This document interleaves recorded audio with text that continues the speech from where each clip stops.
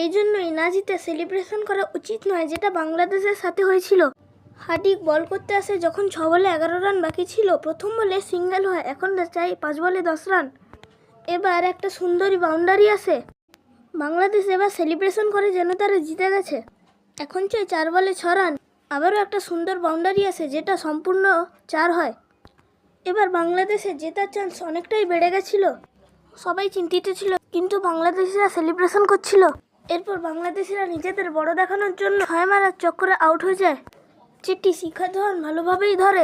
পরের বলটি হার্দিক ফুলটস করে। বাংলাদেশিরা আবার 6 মারতে যায়, কিন্তু জাদেজা ছুটে এসে বলটিকে ক্যাচ করে নেন এবং রোহিত ও জাদেজা সেলিব্রেশন করতে থাকে।